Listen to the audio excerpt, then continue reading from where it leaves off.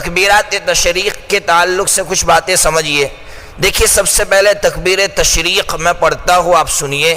اللہ اکبر اللہ اکبر، لا الہ الا اللہ واللہ اکبر، اللہ اکبر وللہ الحمد۔ یہ تکبیر تشریق ہے۔ اللہ تبارک و تعالی ان تکبیرات کے ذریعے سے یہ چاہتا ہے کہ خاص کر ذی الحجہ کے ابتدائی تاریخ سے یعنی 1 تاریخ سے لے کر 13 تاریخ تک اللہ تبارک و تعالی کی کبریائی کے ڈنکے بجے، اللہ کی کبریائی کی صدائیں بلند ہو، یہ اللہ تبارک و تعالی چاہتا ہے۔ اس لیے اللہ تبارک و تعالی نے، یاد رکھیے ہمارے یہاں غلطی یہ ہوتی ہے کہ ہم لوگ 9ویں ذی الحجہ سے اس کو پڑھنا شروع کرتے ہیں 13 تاریخ کی عصر تک، جبکہ اصل شریعت یہ ہے 1 تاریخ سے پڑھنا شروع کرنا ہے۔ 1 تاریخ سے پڑھنا یہ مسنون ہے، بعض علماء نے مستحب لکھا ہے۔ بخاری شریف کے اندر ایک مستقل باب باندھا ہے، حضرت عبداللہ ابن عمر رضی اللہ تعالیٰ عنہما اور حضرت ابو ہریرہ رضی اللہ تعالیٰ عنہ کے تعلق سے لکھا ہے کہ وہ ان دنوں میں یعنی 1 تاریخ کے بعد سے بازاروں میں جاتے تھے اور زور زور سے تکبیرات تشریق پڑھتے تھے، جس کی وجہ سے دکاندار بھی زور زور سے تکبیرات تشریق پڑھتے تھے۔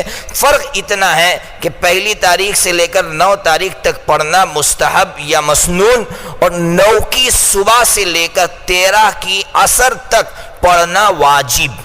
یاد رکھیے ہر فرض نماز کے بعد مرد، عورت، مسافر، مقیم ہر ایک کے لیے پڑھنا واجب ہے، اور مردوں کے لیے بلند آواز سے پڑھنا واجب ہے۔ 1 مرتبہ پڑھنا واجب ہے، 3 مرتبہ نہیں، 1 مرتبہ پڑھنا واجب ہے، اور مردوں کے لیے بلند آواز سے پڑھنا واجب ہے اور عورتوں کے لیے آہستہ پڑھنا واجب ہے۔ لیکن کسی آدمی نے تکبیر نہیں پڑھی، غفلت میں تھا، اس کی تکبیر چھوٹ گئی، وہ قبلے سے پھر گیا، اٹھ گیا، تو کیا مسئلہ ہے؟ مسئلہ ہے وہ استغفار کر لے۔